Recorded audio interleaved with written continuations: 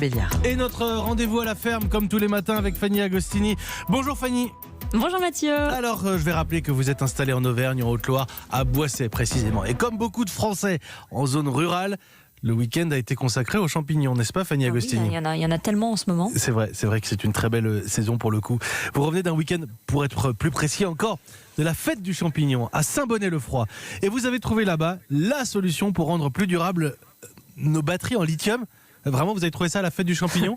Je vous assure Mathieu, et si les champignons pouvaient demain faire marcher nos voitures électriques grâce à des batteries increvables? La voiture, mais pas seulement, le lithium, on le trouve aussi, vous le savez, dans nos smartphones, nos ordinateurs, qui ont malheureusement l'inconvénient d'avoir leur batterie qui se fatigue inéluctablement. Voilà pourquoi les scientifiques sont allés chercher la solution dans la mycologie, c'est-à-dire l'étude des champignons, et la réponse, ils l'ont trouvée dans un spécimen qui a l'air de rien comme ça a l'air juste d'un petit champignon de Paris tout bête, sauf que celui-ci s'appelle le portobello et il a des propriétés insoupçonnées. Vous avez bien dit la mycologie, pas la mythologie. On a du mal à imaginer ce que ces champignons viendraient faire sous le capot d'une voiture, Fanny. Et bien pourtant, figurez-vous que ces champignons ont une structure poreuse très intéressante permettant de stocker et de transférer l'énergie grâce à la teneur élevée en sel de potassium des champignons portobello qui peuvent ainsi améliorer la capacité des matériaux à transporter des électrons, ce qui permet de renforcer la performance des batteries. Donc effectivement, il fallait y penser et surtout tester l'association lithium-champignon. Eh bien, des scientifiques l'ont fait. Oui, il fallait tester.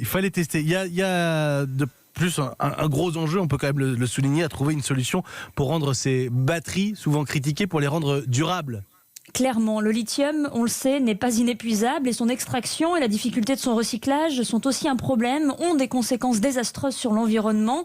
Et en plus, 85% des batteries sont fabriquées de l'autre côté de la planète, en Asie. Donc oui, aux voitures électriques, mais s'il s'agit de remplacer une énergie polluante par une autre énergie polluante, il n'y a pas du tout d'intérêt, d'où l'idée de trouver des solutions ingénieuses dans la nature, tel ce petit champignon qui nous permettra peut-être d'opérer un jour une transition énergétique digne de ce nom. Merci beaucoup, Fanny Agostini. Fantastique. Si vraiment on arrive à prolonger la durée de vie des batteries de nos voitures grâce aux champignons, incroyable. Merci Fanny Agostini. Tous les matins, on apprend des choses au contact de la nature. C'est notre rendez-vous à la ferme à retrouver sur europe1.fr. Il est 8h38.